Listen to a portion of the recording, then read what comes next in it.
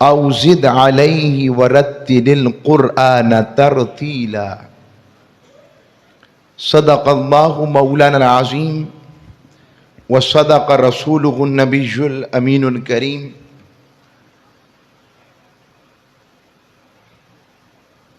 اہل محبت و عشق، اہل اسلام،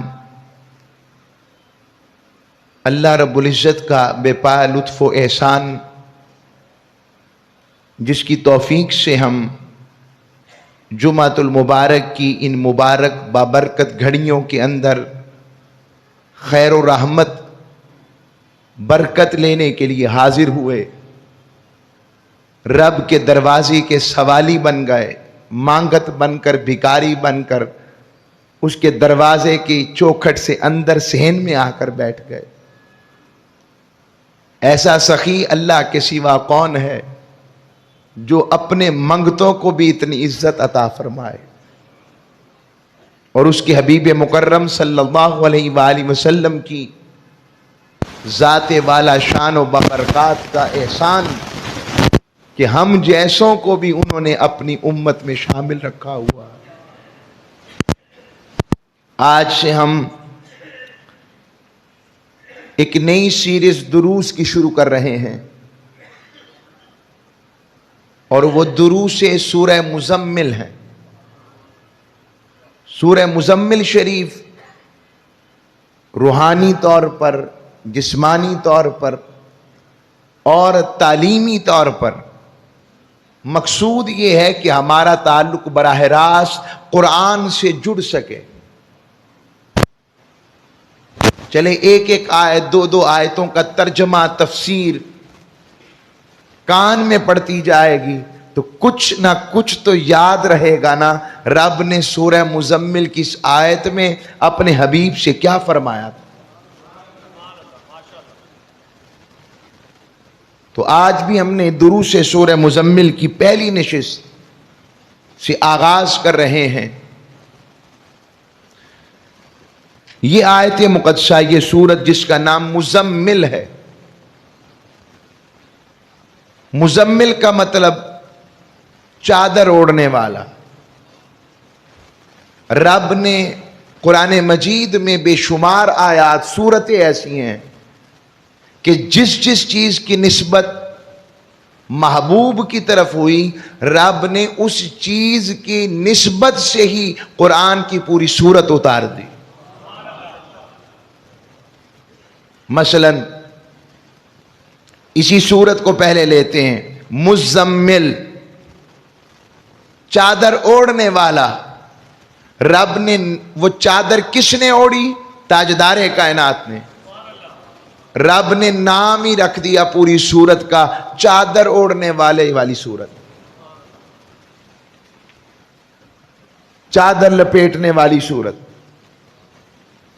آگے سورہ مدثر ہے۔ مدثر کملی کو بھی کہتے ہیں، کمبل کو بھی کہتے ہیں۔ رب نے پوری سورت کا نام ہی المدثر رکھ دیا۔ تاجدار کائنات ہجرت مدینہ کر کر جن حجروں میں قیام پذیر ہوئے، رب نے اس سورت کا نام، جس میں حبیب جن حجروں میں رہا، رب نے پوری سورت کا نام ہی سورہ الحجرات رکھ دیا۔ حبیب کے نام کی بات آئی تو پوری سورت ہی سورہ محمد رکھ دی صلی اللہ علیہ وسلم۔ انبیاء کی بات آئی، پوری سورت ہی سورۃ الانبیاء رکھ دی۔ حضرت مریم کی بات آئی، اپنی پاک ولیہ کی، پوری سورت کا نام ہی سورہ مریم رکھ دیا۔ آل عمران رکھ دیا، سورہ ابراہیم رکھ دیا، سورہ نوح رکھ دیا۔ یہ سارا منظر کیا ہے؟ رب کیا بتانا چاہتا ہے؟ رب بتانا چاہتا ہے کہ جو میرے محبوبوں کے ساتھ جڑ جاتے ہیں تو میں اپنے محبوبوں سے کتنا پیار کرتا ہوں کہ 1400 سال بعد بھی اپنے محبوب پر پہلے قرآن اتارا تو پچھلے انبیاء کا تذکرہ بھی کرتے ہوئے پوری سورت کا نام بتا کر ان کا مقام بتا رہا ہوں۔ اور پھر ان کے ساتھ اپنے حبیب کا مقام سکھا رہا ہوں. سورہ الکہف، غار والی سورت، پوری سورت ہی غار والوں کے اوپر اتار دی. تو قرآن کا فلسفہ سمجھیں، قرآن کی حقیقت سمجھیں. یہ جو نام رکھنے میں بھی رب باری تعالی اپنے محبوب کی نسبت کو نہیں رہنے دیتا، اس میں بھی اپنے محبوب کی نسبت کو دیکھتا ہے. سورہ بلد، شہر والی سورت. کون سا شہر؟ کہا حبیب انت حل بہذا البلد، جہاں تو آیا ہے. سورہ 3 انجیر والی سورت. کیوں انجیر والا نام رکھ دیا؟ اب اس کی مختلف موجود ہے تفاسیر، مگر میں امام رازی کی تفسیر لیتا ہوں. وہ فرماتے ہیں 3 انجیر، 2 معنی ہیں. حبیب جب تو نے انجیر کا وہ خاص پھل کھایا، یا زیتون کا تیل لگایا یا پھل کھایا، اور پھر تو جب ہمارے پاس آیا، پھر اب فرماتا والتین والزیتون وطور سینین. طور سینا کی بھی قسم، جہاں پر موسیٰ نے مجھ سے کلام کیا اور میرا جلوہ طلب کیا. وَهَذَا الْبَلَدِ الْأَمِينَ، اور اس امن والے شہر کی بھی قسم جہاں حبیب تو آیا ہے. یہ ساری نسبت حبیب میں قرآن کے آپ کو آیات سے، سورتوں سے بتا رہا ہوں. سورہ الضحیٰ، چاشت والی سورت. کیوں مالک چاشت کیا ہے؟ والضحیٰ، قسم ہے چاشت کے وقت کی طرح حبیب تیرے چہرے انور کی تابانی کی. سورہ اقرا، علق، سورہ علق، سورہ نصر. آپ دیکھیے محبوب. اچھا، دشمنوں کے لیے بھی سورہ لہب، کس میں تبت یدا ابی لہب یوں تب، اس میں بھی حبیب کی نسبت ہے. حبیب کو کہا تھا نا، رب نے کہا میں تیری جگہ حبیب جواب دیتا ہوں، تیرے ہاتھ ٹوٹ جائے ابو لہب میرے مصطفیٰ کو کہتا ہے. ہم چونکہ قرآن کو اس طرح پڑھتے نہیں ہیں، قرآن پر غور نہیں کرتے، ورنہ قرآن سارے کا سارا مضمون سے پتہ لگتا ہے یہ بھی حضور کی بات ہے، اور اختتام سے پتہ لگتا ہے یہ بھی مصطفیٰ کی بات ہے. اب یہ جو سورہ مزمل ہے، اس کی تقریباً اس کے 2 رکوع ہیں، 20 آیتیں ہیں، 285 کلمات ہیں، 838 حروف ہیں. اس کے زمانے نزول میں اختلاف ضرور ہے، مگر اکثریت اس پر ہے کہ یہ آیت مکہ مکرمہ میں نازل ہوئی تھی. اب میں اس باقی باتوں میں نہیں جا رہا.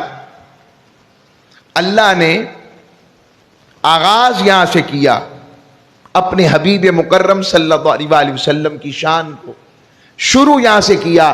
فرمایا یا ایہا، اے. دونوں کا ترجمہ اگر یہ ہوتا نا یا مزملو تو پھر بھی ٹھیک تھا، یہاں ہوتا ایہا المزمل، پھر بھی یہی معنی تھا اے، یہ اے. اب میرا سوال ہے، ہمارے ہاں مناظر جھگڑے کیے جاتے ہیں اور ایک طوفان بدتمیزی ہے، میں تو کہہ دیتے، ایک بپا کر دیا جاتا ہے. جی آپ یہ کیا کرتے ہیں؟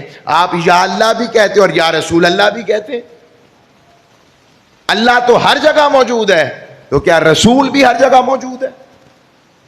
ان کے لیے بتا رہا ہوں، اللہ اپنی شان علم کے ساتھ ہر جگہ موجود ہے، اور ہمارا یہ عقیدہ نہیں ہے کہ حضور ہر جگہ موجود ہیں.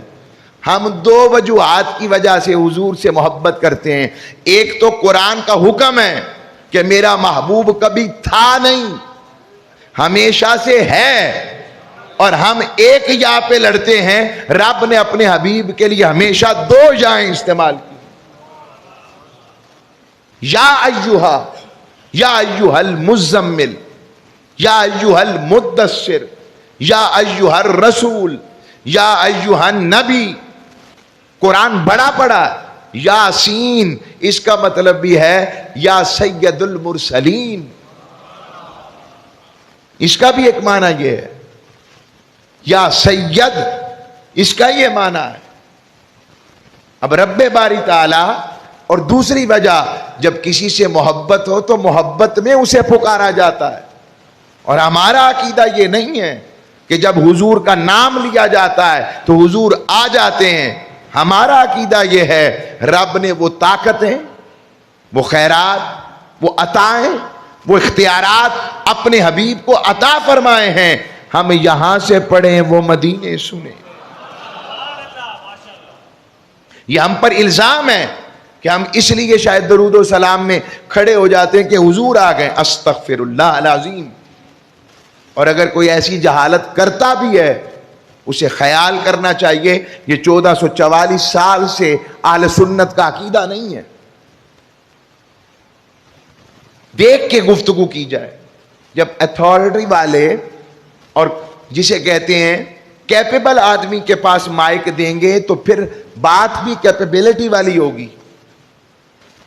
جب نقابت کے نام کے اوپر بغیر پڑھے لکھے لوگوں کو مائک دے دیا جائے گا تو اس کا دفاع ہم کیسے کریں؟ نہ عقیدہ پڑھا، نہ تفسیر پڑھی، نہ حدیث پڑھی. سب ایک جیسے نہیں ہیں. مگر میں اکثریت ایک بات پیش کر رہا ہوں. کھڑے ہو کر اعلان کر دیا حضور جس محفل میں حضور کا ذکر ہو لازمی آتے ہیں. یہ لازمی ہم کون ہوتے ہیں کہنے والے؟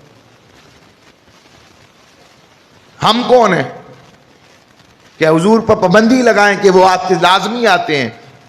ہاں، جس میں مثالی سے ان کی مرضی ہو کرم فرما دیں. مگر بڑا عقیدہ یہی ہے کہ ہم یہاں سے پڑھیں وہ. اب کوئی کہہ سکتا ہے کہ بات سننے میں تو بہت اچھی ہے، یہ کیسے ہو سکتا ہے؟ ممکن نہیں نظر آتا. میں اس کی دلیل دے دیتا ہوں. پہلی دلیل قرآن سے لیتے. سورہ النمل. چیونٹی. وہ چیونٹی کون سی تھی؟ جس نے سلیمان علیہ السلام نے جس کی باتیں سنی تھی.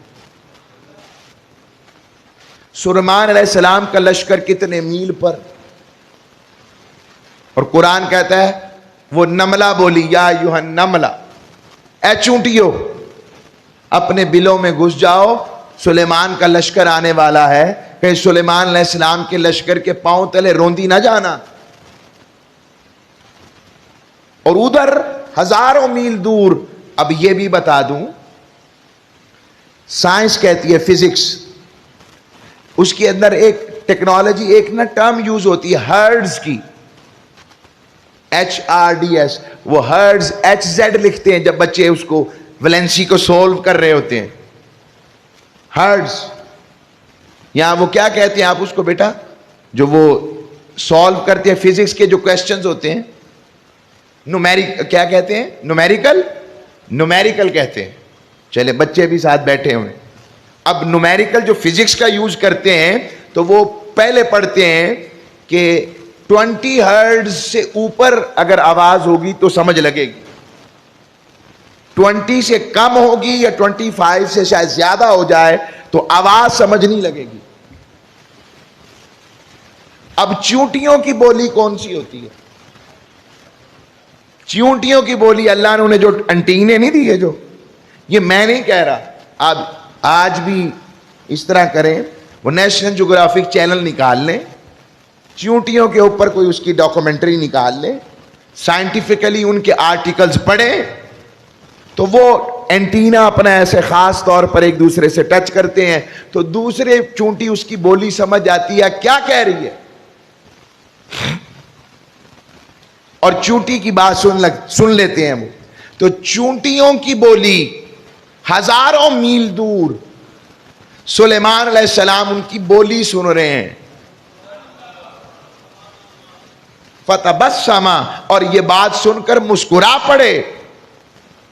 اور کہنے لگے مولا تیرا کتنا شکر ہے، صرف پرندوں کی بولیاں نہیں، چیونٹیوں کی بولیاں وہ سن رہے ہیں۔ سورہ نمل، اگر سلیمان علیہ السلام کا یہ عالم ہے تو پھر حبیب مصطفیٰ، حبیب مکرم، سید المرسلین، رب نے ان کو اختیارات کیا عطا کیے۔ آگی بات سمجھ؟ قرآن سے دلیل آ گئی۔ دوسری دلیل، ہمیں کیا کہا گیا ہے کہ جب قبرستان سے گزرو تو کیا پڑھو؟ السلام علیکم اہل القبور، یا رہنے دیں۔ وہ السلام علیکم کا مطلب یہ ہوتا ہے تم پر،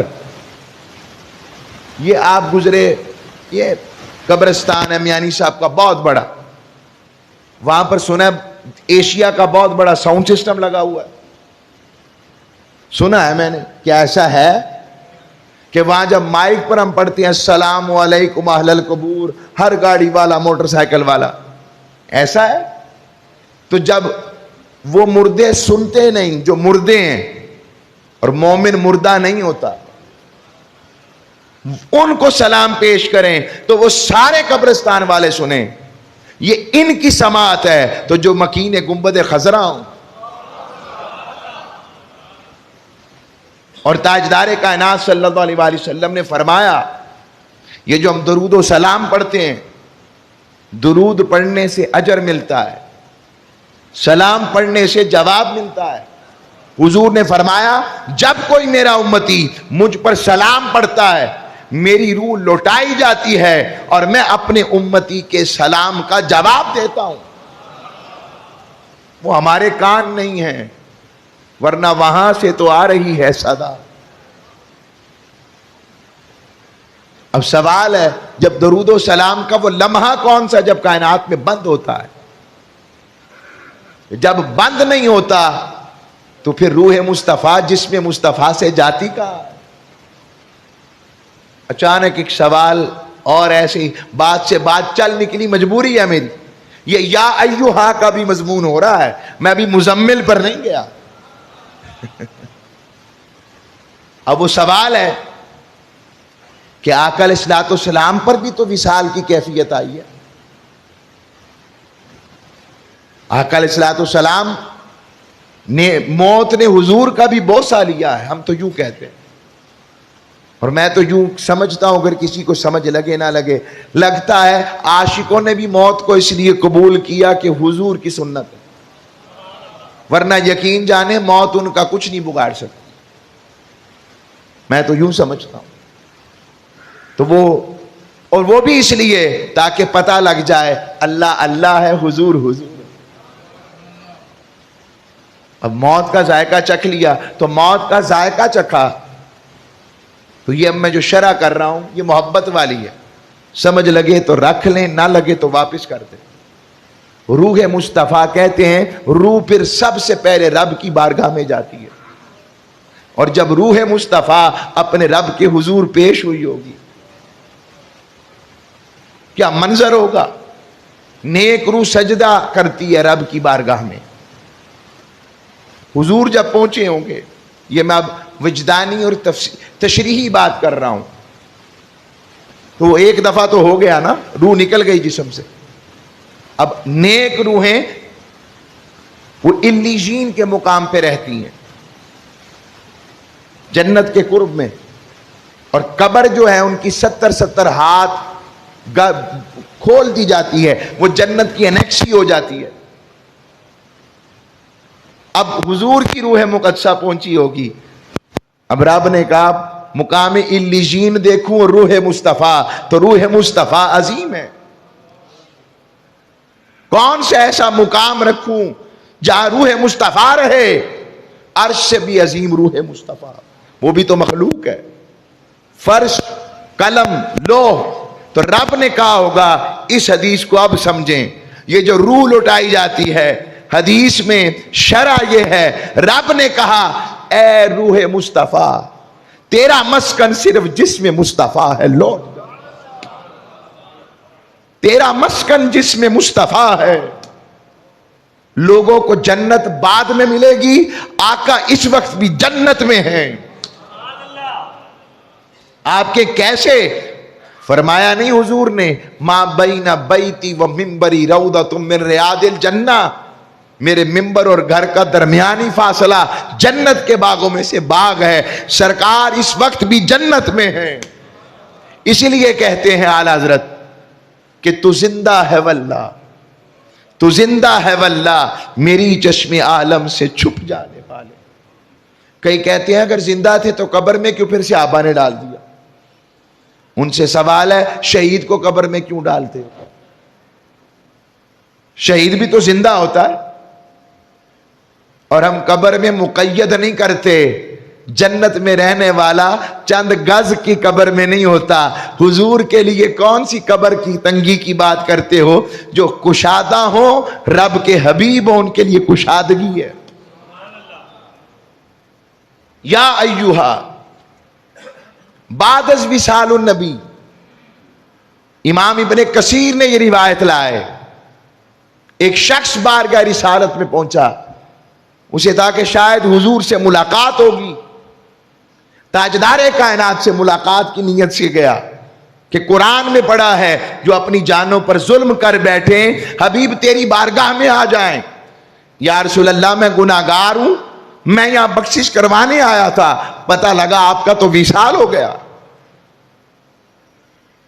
تاجدار کائنات نے اسی مسجد نبوی میں ایک شخص، ابن کثیر کو کوٹ کر رہا ہوں میں، حافظ ابن کثیر کی تفسیر قرآن العظیم، وہ فرماتے ہیں خواب میں ایک قطبی نامی شخص بیٹھا تھا، سوئے ہوئے تھے مدینہ پاک کی مسجد نبوی میں، حضور نے اپنا دیدار کروایا اور کہا فلاں فلاں حلیے کا میرا امتی میرے چوکھٹ پر آیا تھا، آس لے کر کے میری رحمت ہو جائے، بخشش ہو جائے گی، آیا تھا، اسے جا کے خبر دو، وہ خالی نہیں جا رہا، رب نے اسے بخش دیا ہے۔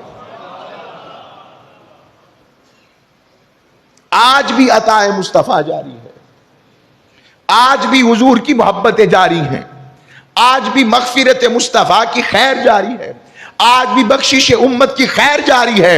امت تو کمزور ہے، حضور کی محبت کمزور نہیں ہے۔ اپنا تعلق مضبوط کر، محبوب کی بارگاہ میں مشکوک نہیں ہوتے۔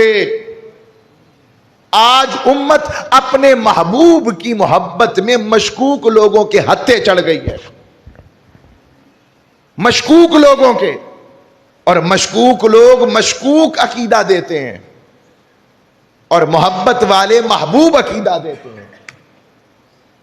یاد رکھیں، مجھ سے کوئی پوچھے سب سے بڑا آسرا کیا ہے، ہم سے کوئی پوچھے، اللہ کریم کی ذات تو ہے مگر وہ اتنی عظمت و جلال والی ہے، ہم اس کے مزاج کو کیا سمجھیں؟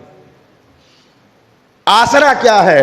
کہ وہی آسرا جو رب نے ہمارے لیے بھیجا ہے، مدینے والے ہیں نا۔ بتائیں مومن کو ہمارا کو دنیا سے جاتا ہے، مرنے کے بعد بھی ایک سکون سا نہیں ہوتا، چلو قبر میں حضور سے تو محبت کرتا تھا۔ اب واپس پلٹتا ہوں، یا ایوہا سے سمجھ لگی کہ رب نے اپنے حبیب کے لیے ایک نہیں 2 دفعہ کہا اے، اور جب رب کو بھی تو پتا تھا نا اس کے حبیب کا وصال ہو جانا ہے، بولیے پتا تھا کہ نہیں؟ رب چاہتا تو یا ایوہا کا لفظ استعمال نہ کرتا، تو رب نے قرآن میں بتا دیا کہ لوگوں سن لو، یا ایوہا، میرا حبیب کبھی وہ نہیں تھا نہیں، بلکہ ہے، اور قیامت تک ہے ہی رہے گا، کیونکہ اب قیامت تک نبوت کس کی چلنی ہے؟ مصطفیٰ کی۔ شریعت کس کی چلنی ہے؟ حبیب کی۔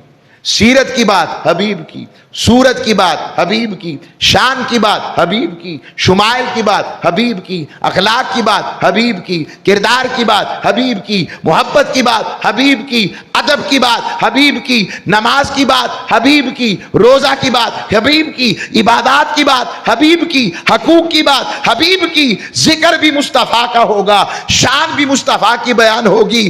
جب قیامت تک ذکر، فکر، معاملات مصطفیٰ کے ہیں اور نبوت نبوت مصطفیٰ کی ہے تو یہ کیسے ہو سکتا ہے نبوت تو قائم رہے اور نبی ختم ہو جائے؟ کیسی عجیب بات ہے، نبوت قائم رہے اور نبی ختم ہو جائے، اطاعت قائم رہے اطاعت والا ختم ہو جائے، رحمت قائم رہے رحمت والا ختم ہو جائے، اور جو ہوئی محمد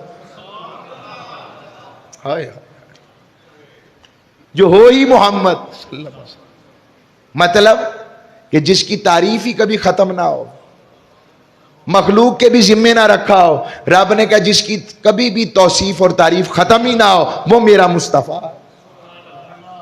محمد اسے کہتے ہیں ترجمہ میں جب اس کی تعریف، جس کی ہر جا ہر لمحہ ہر وقت تعریف و توصیف جاری رہے۔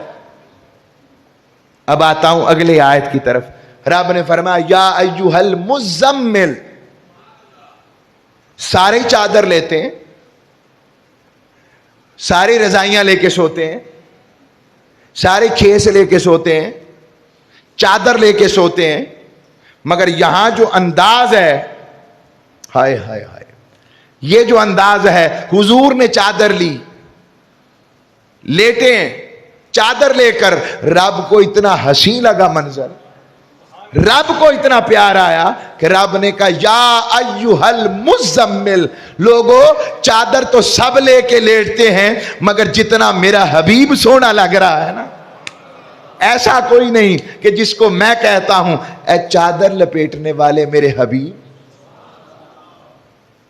اب اس آیت کا ایک شان نزول بھی ہے، جب پہلی وحی تاجدار کائنات پر جبرائیل امی غار حرا میں لے کر آئے، آقا صلی اللہ علیہ وسلم کو خلوت نشینی میں لطف آتا تھا، اعلان نبوت سے پہلے، بعثت نبوت سے پہلے آپ کو لطف آنے لگ پڑا، اور پھر حضور جو رات کو ادھر جا کے خواب دیکھتے، صبح دن کے اجالے میں اسے پورا ہوتا دیکھتے،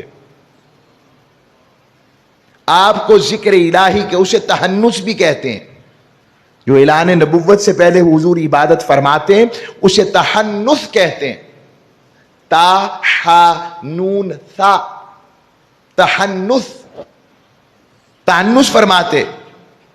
سیدہ خدیجہ الکبریٰ جو لے کے جاتی، کھانا لے کے جاتی، تو جب جاتی تو دیکھتی 6 7 دن بعد دیکھتی کہ کھانا اسی طرح پڑا ہوا ہے۔ کئی ذہنوں میں یہ سوال آ جاتا ہے، پتہ نہیں نبی بھی کھائے بغیر، بھئی اپنے ساتھ انبیاء کو قیاس مت کیا کرو، حضور تو بغیر کھائے پیے کتنے دن روزہ رکھ لیتے تھے، صحابہ نے بھی رکھنا شروع کیا، پیلے پڑ گئے، کمزور ہو گئے، فرمایا تم کیا کر رہے ہو؟ فرمایا حضور ہم بھی آپ کی اتباع میں روزے رکھ رہے ہیں، بخاری کی حدیث ہے، حضور نے فرمایا ایھکم مثلی، تم میں میرے جیسا ہے کون؟ میرا رب مجھے کھلاتا بھی ہے پلاتا بھی ہے۔ اب اسی منظر میں پیش کر رہا ہوں بات، اور پھر جبرائیل امی آئے، یہ حدیث کی شرح بھی مشکوک لوگوں سے سنیں گے تو مشکوک ہو جائیں گے، بخاری کی حدیث پڑھیں گے بخاری، مگر محبوبوں کی نسبت والوں کے پاس بیٹھنے سے خیر اور بڑھتی ہے۔